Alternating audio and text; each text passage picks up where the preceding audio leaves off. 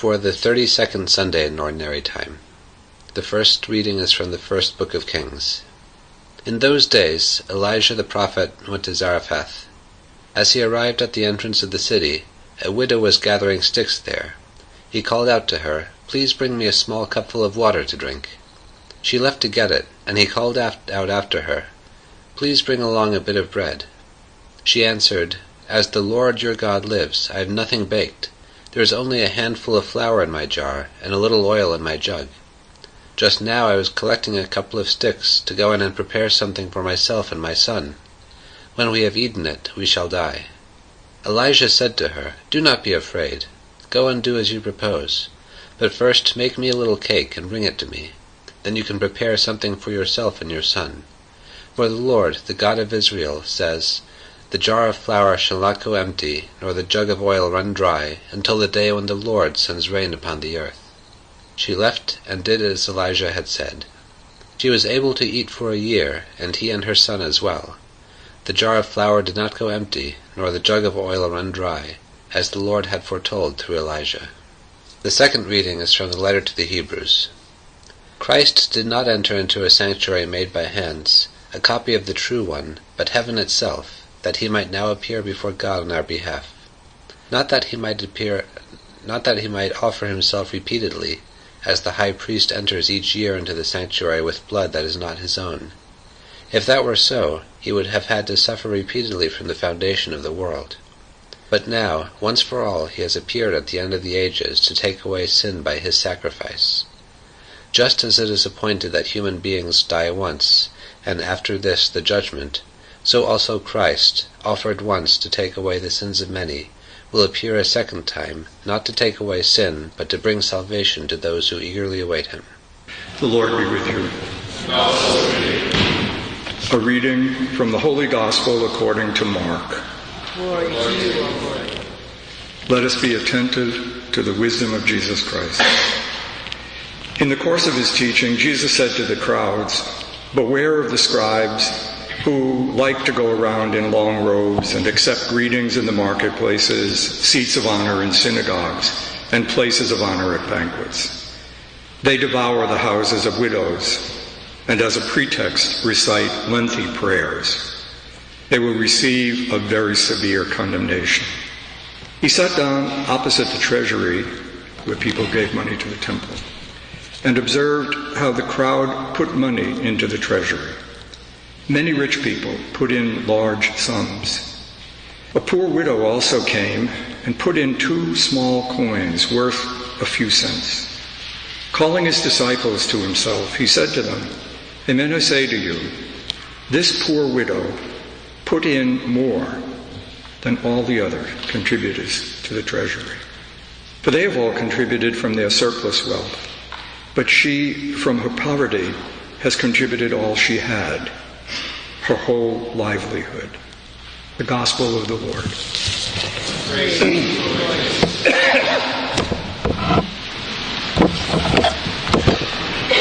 I apologize again, as I did at the 5:30 Mass. As most of you, probably a lot of people know, the last couple of weeks I had a very heavy cold and then a touch of pneumonia, and it's all gone away now. But it's left my voice very raspy and unpleasant to listen to, I'm sure. Unpleasant to use, too. So I apologize for drinking water every once in a while. I want to go back over quickly the 2 stories, both the last one very familiar to you, maybe the first one also very familiar, and suggest a different way of situating them differently, to listen to them in a different way. They're not, I think, stories that you could just, like quick little stories with a little moral, and you could tag a moral on the end of it. Be generous, be good, don't, be, even if you're poor, give things. Those things are true, and they are elements of the story. But I don't think that they are really the depth of what the Scripture is talking about. And they're certainly not, it seems to me, they're not talking about what the liturgy wants us to hear this Sunday. So let me just remind you of them. The first story, as I said, pretty familiar if you know the Old Testament at all. It's one of the famous miracle stories about the prophet Elijah. There has been a very long drought, and Elijah had left Israel, left the Holy Land, and gone to a pagan area east of it. And there he meets this woman who is herself not a Jew, and that's very important in the story. She's not one of the holy people, although clearly, and we'll mention this again, God is very intimately present in her life. That's a kind of subtext of this, that God is present not just in the obvious places, in the Jews, in the church and things, but he's present everywhere. This mysterious, growing presence of God is everywhere. But anyway, so she is not a Jew. So the prophet asks her for a drink of water, and her first response is a kind of traditional hospitality. She starts to go get it. And then he asks her for food. And she tells him she doesn't have any food, or she has so little food that she's just about to use the last of it, and there's no more, and she and her son will die. And he says, give me some before you feed yourself. And she does. It's not an act of generosity. It's an act, in the story, the point is, it's an act of trust. She trusts him. And she's able to trust him because in some mysterious way, in her life, in the course of her life, the God who speaks through him, she recognizes, she knows herself in some way, and trusts him. For the writer the biblical writer, the point of the story is the woman is not the point of the story at all. She's an important character in the story. The story for the Bible is about how God takes care of Elijah, and will do all of these remarkable things to accomplish through Elijah what he wants to accomplish. So the other story, maybe I should just do the two stories first and then go back to think about them the way I want to suggest we should. The other story, much more familiar, but I think would be a mistake to see, first of all, the woman is not going to die. This is not, you don't confuse these two stories. She's just giving away this tiny amount of money that she now has. There's nothing that says she couldn't earn another 2 small coins the next day. This is not an act of desperation or despair. It's just an act it's an act of generosity. But that's not what Jesus says. He doesn't say, come over here and all look at how generous she is. Of course, any of you could see how generous she is. She's giving away everything. What he says, if you remember, was she gave more. Objectively, she gave more. And that's what I want us to go back. Why did he say that? That's where I started off trying to think about this. The best way, I think, to think about it is to remember, as in everything in human life, a climactic event like the meeting with the prophet by this pagan woman, or maybe not a climactic. She may have done this many times, this woman, but in any case, a very significant act. It doesn't come from nowhere. It comes from a whole life. We're invited to realize that over the long story of the life of this woman, that we don't know, Zarephath, that we don't know anything about particularly, there had been growing up in her this presence of God. Maybe aware, maybe not very aware. She had become the woman who could do that.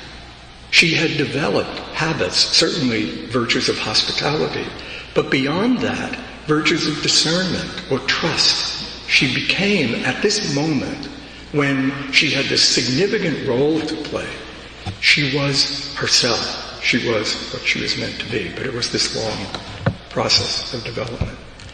And I think the same thing with the woman who was giving away what little she had. She wasn't giving it to the poor. This is not generosity. This is not sharing your goods. She was giving it to the temple, which was already vast. She was giving it to God, in a way, to worship. And something had gone on in her life where the ability to face the fears of not having enough money. I don't know if you ever see people who are, just yesterday I passed a guy, who was wheeling one of their carts, with everything he had on it. And you can't help thinking about the incredible vulnerability of that. No shelter, and if you had anything to provide yourself with the next meal, she had reached a point where, if you want to put it very dramatic, the praise of God, the gift, who she was already the person who was most expressed by this act. But what Jesus says is not she's become something. He said she did something. She did more than the others. Why? Because she is part of a larger story than just the story of her life. She's part of the story of the chosen people, God's beloved, who are capable more than anybody else in the world at that time to know him and to worship him and to take part in him. And she gave her whole self to that, unlike the scribes and stuff, or the rich people, who were giving something, but they weren't they weren't completely part of the story yet. So that's the two things I want to bring together here. Both Elijah and the woman who didn't even know the story. The reason it's an important moment is that it's a moment in which their lives, now having reached the integrity of their lives, being what they were created to be, they played their part in the great story, the story of holy people and the story of the worship of God. It's not that they weren't playing the part before, but that what we're given a glimpse of is the moment that allows us to see the whole thing. And that's exactly about exactly about you and me. For us, the whole story is in the second reading, that remarkable second reading in the book of Hebrews, the letter to the Hebrews. The whole story for us is Jesus, the divine Son, who became man, lived a human life, died, and gathered into his death everything in human life that was wounded and sinful and failed, everything in the cosmos that was not yet what it could be, and brought it all to the Father, so that it is now in God, in God. It is now intensely present to God. It is eternally there. It's going to be spelled out in the lives of the rest of us, but it is there. That's the story of creation reaching its fulfillment by entering the mystery of Christ and being drawn to the mystery of Christ. That's what this is about for you and for me. Most of you, I presume, like me, pretty ordinary people, right? The ones I know, pretty ordinary. I suppose there's a lot of you who are just like the ones I know, pretty ordinary. Right? But so is the woman, in fact. Both women, very ordinary. So is Jesus, actually, as a human being. What he lived an ordinary life and transformed the world. So, what this suggests to us is that what we have to think about tonight is the things that need to go on in our life so that when the moment comes, several times, one time, dramatic, not so dramatic, when I must be myself, I must be what I was created to be, I will be that. And I will fulfill the gift, and I will enter the story, I will live my part in the story of Christ. So you have to develop virtues, first of all. And I would suggest you start with the virtues that you already have. I mean, straight old-fashioned virtues. Are you truthful? Are you honest? Are you chaste? Are you diligent? Are you kind? Do you have any of these gifts at all? Some. Make them grow. They don't grow automatically. Those are your gifts. Eventually you need them all, because it's not just that you do this or do that. You become this. You become this human being who is the expression of God's image, your particular expression of God's image. So you have to develop the virtues. But you also have to allow, especially since you're called to be part of this church, more and more this awareness of Christ's intimacy with you. Bringing parts of your life, just be still with Christ. Say, what's going on here? What is this about? Using the scriptures to hear Christ. Say, Christ, because you're sitting there, for whatever reason you're there, Christ says to you exactly the same thing he said to the rich young man. Come with me, be my comrade. Let me live in you. That's got to grow. That's what you were created for. That's what these stories remind us of. We're part of the great story. You have to get this sense of the great story that your life is part of. Not the great story you've been told so far by TV or whatever, or in the Enlightenment or Cornell. All those are stories. They're real stories, but they're not the great story. They have to be fitted into that. The great story of that which our life is a part is the story of Christ. The divine Son who loved us so much that he became one of us, lived our life and absorbed everything that is in us and brought it back to the Father. So you think about the virtues you develop. You allow yourself to become aware that you are Christ's beloved and what that means for you. And finally, you think about your gifts, your brains, your energy, your strength, your beauty, your money, your time. What role do they play? How do you learn to live them so that they will be part of the great story? You see these moments. A woman with not very much, who Jesus says gives more than all the rest. Why? I think because she was really part of what was going on there, completely. It was why she was created.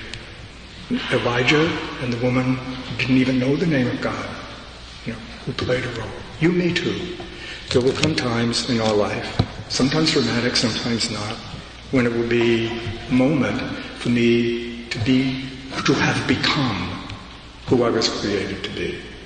For you to have become part of the story of Christ.